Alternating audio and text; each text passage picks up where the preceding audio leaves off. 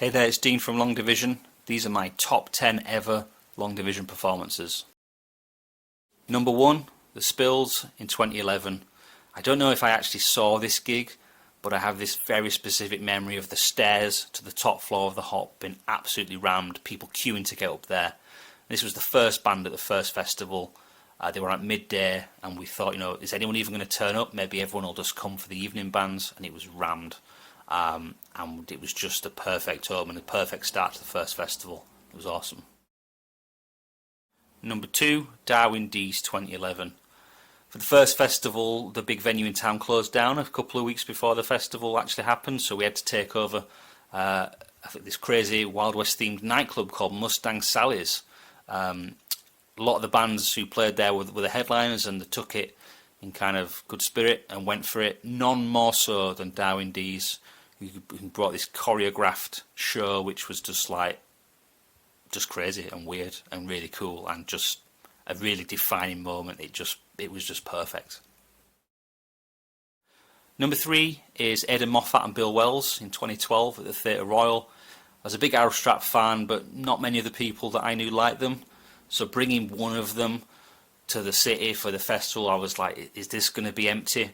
But the record was amazing. It got a lot of support from radio beforehand, and I think the buzz built, and the whole theatre was full. There's 500 people in there watching this amazingly intimate show. Absolutely perfect, and it was a real heart pick, and I felt justified in booking them, and just really proud. Number 4 is Middleman in 2013. So the headliner for 2013 was The Fall. They played at Warehouse 23. I think most festivals would have ended with The Fall, but for some reason I decided to put a band on after them. The only band that could follow The Fall, probably, is Middleman. Absolutely blew the roof off the place. It was just like such a cathartic, brilliant end. They were on absolute form back in 2013 as well.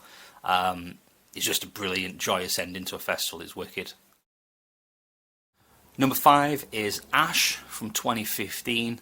Just really great memories of this. Like, I was so kind of proud to hear songs like Shining Light and Girl from Mars played in my home city. Like, I remember those records coming out in the late 90s, and they were like the biggest superstars of all time. So for them to come to Wakey and round off a festival with those tunes was ace.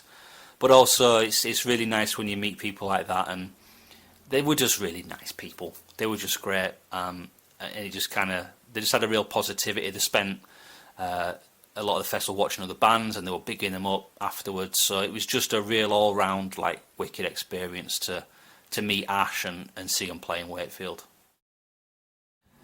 Number 6 is the Ainsley Band in 2016. They played the festival a lot. This might have been the last one. They played this time in the big hall, Unity, and due to a crowdfunder perk, they had 6 extra guitarists. I was one of them, and it was just absolute bonkers kind of daftness, which was ace, and just like a really fun kind of memory. Number 7 is Post-War Glamour Girls in 2016. This was our final live album recording. This was at St Austin's, and just one of the best shows I've ever seen, full stop. I was involved in organising that show, but on the actual day I just let them get on with it. The band playing, Greenmount recording, Ash filming it, and it was just an absolute pleasure. The effort that they put into reworking their songs was just it just blew me away. It was just one of the best gigs I've ever been at. Number 8 is Asian Dub Foundation in 2019. This was maybe similar to Aidan Moffat. I just loved Asian Dub Foundation. I thought they were ace. Mad into them when I was a teenager. One of the best gigs I ever saw was at Leeds Met, probably in 2001. To get them to Wakey was just an absolute dream. That year we had Peter Hook and We Are Scientists as the headliners, with Asian Dub just below, but I couldn't really give a monkeys about Peter Hook or We Are Scientists. For me, this was the thing, and it was one of those things. Again, is anyone going to be bothered about this? It's people in Wakey like this. And then the room was full, and due to the kind of music they play, it was just kicking off big time. One of the very, very few bands I've watched the entire set of. I was there for an hour watching the whole thing. Just awesome. Number 9 is Penguin Cafe from 2019. You know, alongside the 3 bands I just mentioned, Penguin Cafe were kind of 4th on the bill, and I don't know, yeah, maybe if like Asian Dub were a heart pick, these were like a head pick. They were like so different to a lot of stuff we put on. Very kind of classical, instrumental. Seeing them in the Theatre Royal, like I caught half the set, and seeing like, I think they had a string quartet in there. It was so chilled. It was, the vibes were so different. It was really beautiful. It was really beautiful, and I wish that I'd kind of taken more risks to put on stuff like that. It was under-attended because the rest of the festival was just so packed out with stuff. But I'm so glad I was there. It was really special.